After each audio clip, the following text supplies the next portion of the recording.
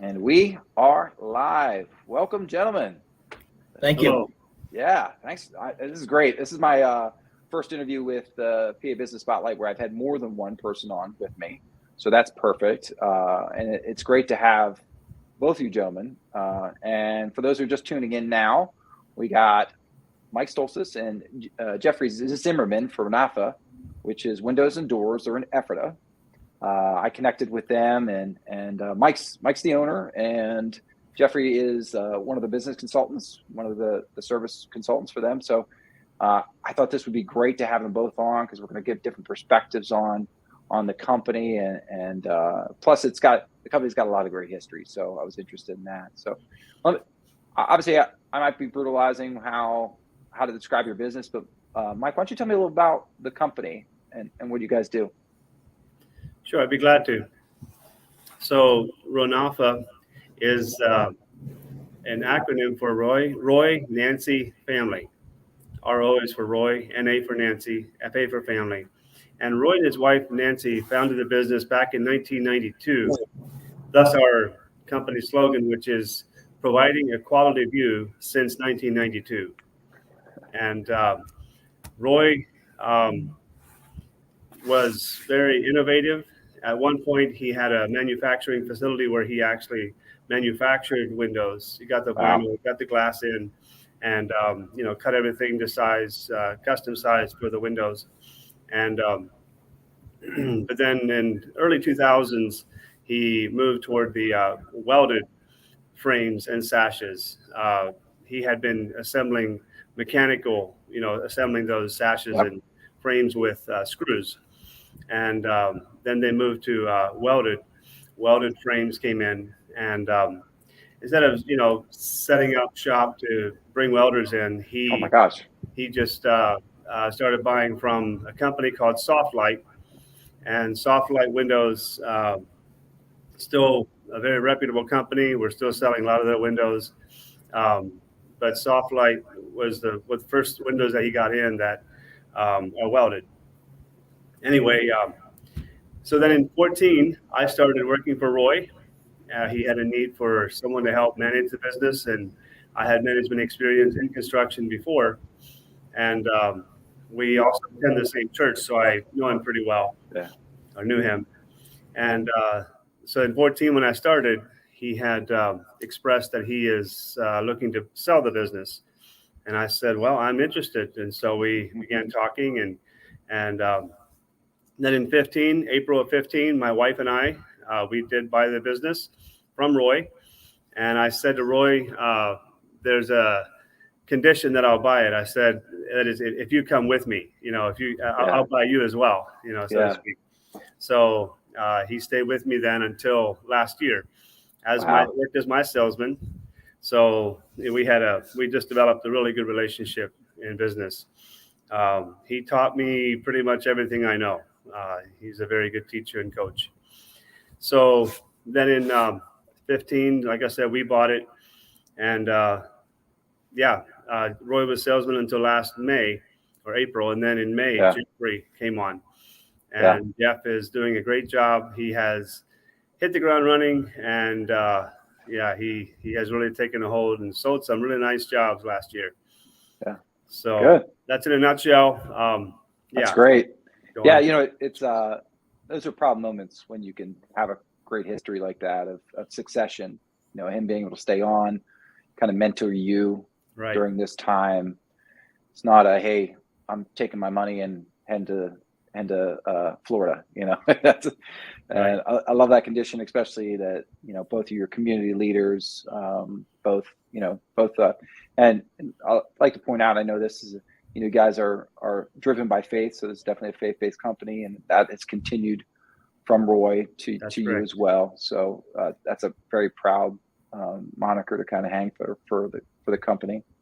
And then Jeffrey, when you were brought on, you obviously got a chance to get involved with the different aspects of the company. Was there much transition between you and Roy? Did you get a chance to work with him as well? So I did not have the opportunity to work with him as well, but I'm very grateful for the company that he founded, and his legacy, so to speak, because Yeah. we wouldn't be what we are today without him and Mike working together to make Ronafa. That's nice. I like to hear that. Yeah. So, so one of the things, I had a chance to talk with Jeffrey a little bit prior to us going on, and he gave me some great insight. And knowing that you're across the street with the showroom and expanding, and all that kind of stuff, that's great to hear. So obviously, COVID's probably been challenging for everyone, right? And so my interest to you, or question to you, is I know that some other industries have actually boomed because of COVID, because of the, families weren't spending their money on maybe travel, and they were investing it into their own personal assets. Did you find that being similar to your own company? Yeah, I mean, the COVID only shut us down for about a month. We had the showroom door locked, but I was surprised how many people were still getting quotes, over the phone. We did not do sales visits for about a month, but that was like in the month of May, and then in June, when we opened the door again, it's amazing how business really boomed after that. Yeah, it was. That was probably the best fall we've ever had. 2020. Yeah. That fall was very strong, and into the winter. So we easily, recouped what we have lost, otherwise. That's amazing. My perspective, I was working from home, so I was staring out my windows and doors, probably looking at those things, going, this could really get replaced. That's probably a good sales pitch for you guys, just to see. We actually heard that from some customers. They were sitting at home, they'd get a little warm. It was June, and they'd get warm and open it up, and hey, what's going on with this window? And they're making office spaces in their basements, and so we did hear some of that as well. Yeah, that's really neat. So obviously that's the residential side. Are you also deal with commercial, correct? You do pretty much anybody who has a door or window, right? Is that the kind of philosophy? We did do some commercial in the past. We've phased out of that pretty much, unless it's a previous customer that wants another door in their shop or in a business. Roy had a niche for that and experience with it. I didn't have as much. And Jeff coming in new, I trained him in residential, and we may move into that again as Jeff gets comfortable with that. Yeah, that makes sense, honestly. I mean, it's easier to kind of get a sweet spot and really kind of lean into that as far as with the residential. So Jeffrey, you had told me about, obviously, another kind of thing that's happening now is with COVID and distribution is lead times, right? So lead times, we all see it in the all the news all the time saying it's, now that it takes months and months to get certain things in, but you guys actually have a pretty good lead time, right? And a good, so you've been able to help folks that way, correct? We have been able to. So we have some window manufacturers where we're able to get a window in, a standard white window, in as little as 4 to 6 weeks. And that's been huge for us. Even some other manufacturers as little as 12 to 14 weeks in our busy season. And, that's outstanding in a climate where some people are waiting, 6 or 8 months. Yeah. Now, Mike, have you seen this kind of stuff before, ever lead issues or is this kind of a new obstacle that you guys had to kind of navigate? Definitely an obstacle. We've never seen the likes. Lead times for a door, like a custom ordered door, may have been 2 months back in the past. Yeah. But an average door would always have come in within 6 weeks. And to have it go from 6 weeks out to 4 and 5 months is just, that was a huge obstacle. Yeah. And then also the suppliers, some of them discontinued the product that we had on order. Oh, and so they no longer get like maybe a door skin for the panel. Yeah. They didn't offer that style anymore. And so we had to switch to some other series in that from that company. Yeah. Yeah, just a lot of Brenda here, our secretary, has handled a lot of the, working with the customer as far as letting them know lead times. We sent out, blanket emails, just, held their hand in the process saying, hey, your lead time is now way out. Yeah. And people were very understanding because that was happening, in the appliance world and just across the world. I mean, across the board, it was, they understood when manufacturers had a supply demand problem. Yeah. That's a really good point too. That proactive approach is crucial. I'm always constantly preaching proactive communication, right? Because you'd be surprised how well a customer will accept your whatever you have to communicate with, as long as you're the first one and they don't hear it from, by being proactive, where you're kind of having to go through some triage. So that's really neat that you guys kind of got out in front of it, and that's what makes businesses last, right? I mean, that's what makes them go from, instead of walking away from a Home Depot and looking at those kind of stuff to a true true business. So do you guys compete against like the box stores and that kind of stuff? Is there even because with windows and doors, I don't see them necessarily in your Home Depots or Lowe's or anything, and trying to use their installers, third party installers, all that kind of stuff. Yeah, we don't consider them competition. If people want to, we call it lowball us. Yeah. We say we're not offering, prices like that. Our windows are a step above, and you pay accordingly. So no, they're not really our competition. If they want to go cheap, we say, hey, there's Lowe's and Home Depot if you want to go that route. Yeah. Well, one of the things I was really impressed by is that you do your own installing as well, right? Not third-party installers. You're not contracting out, which is impressive. Are you challenged right now with staffing issues, like it seems like every other business is, or do you have a nice? Right now we're set. Okay, I'm going to need to hire another installer for the spring. Okay. I have good office help. We have a secretary and then an assistant secretary who comes in. That's great. I do wish I could find a part-time salesman. That can be a challenge, but because if we have too many leads for him, then I'm the backup. But that's something that's going to be a challenge. I know it's going to be this spring. But installs, I would like to hire someone else. And, it's like, where do I start? Yeah. It can be a challenge. But right now we have two guys going out, and I go out as needed on the bigger jobs and oversee the installs as myself. Yeah. That's great to hear. Yeah, Jeff was saying how really hands-on you are with all aspects of the company. He was really proud to share that with me, because just again, it shows to your leadership of the company, and its continued growth, which is pretty cool.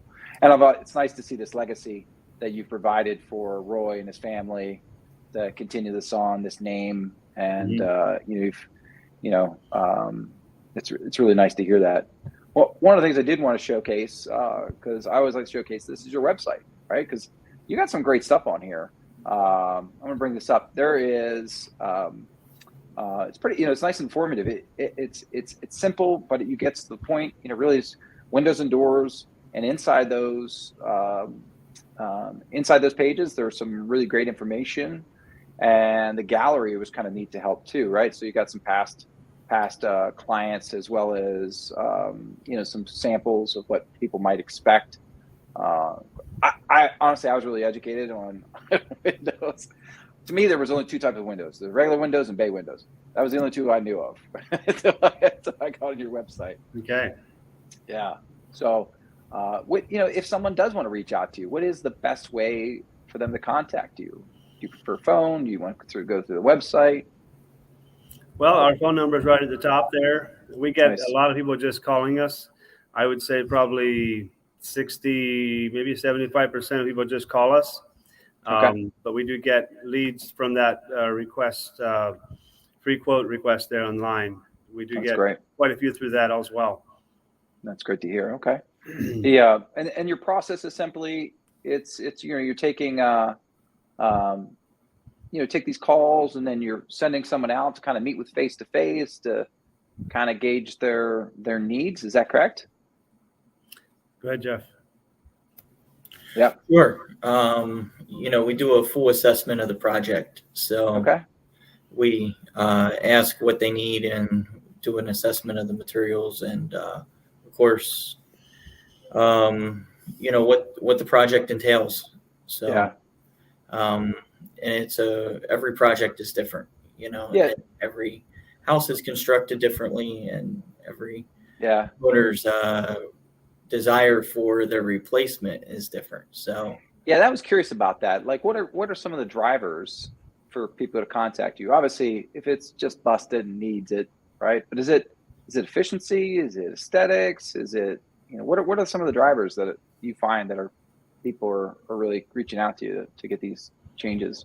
So years ago, there used to be just, you had one standard option and it was white inside and white outside.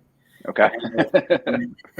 Whatever color, you pretty much have that option on the market. Yeah. So people are now becoming more, I would say, cosmetically conscious, as they continue to renovate their homes. So that's one driving factor. Another is, of course, efficiency for their home, getting their heating and cooling bills at a costly and effective rates as that continues to go up. Yeah. It makes total sense to me. That's really great. So yeah, honestly, thanks. I really want to thank you for coming on and taking this time. I know, Mike, we kind of roped you into this at the last minute. So I'm really happy you could join with us. This is great. For those of you who are checking this out for the first time, we are doing this kind of interviews twice a week, and just typically on Tuesdays and Thursdays when we launch these interviews, and we hope you enjoyed it. This is actually sponsored by Smoker Company, which is a CPA firm here in Lancaster County. Smoker also owns several different businesses like Smoker Guard, which is a law firm, Keystone Credit Services, which is a debt collection. I'm sitting in the One Source Business Solutions, which is in Lancaster. We do business brokerage and several others, property management and realty. So I want to thank them for helping us do that. And I want to thank you guys for coming on. So in the notes, we'll have some contact information if anyone wants to get a hold of you guys. And thanks for everybody for watching this. And hopefully you'll come back and watch more interviews later.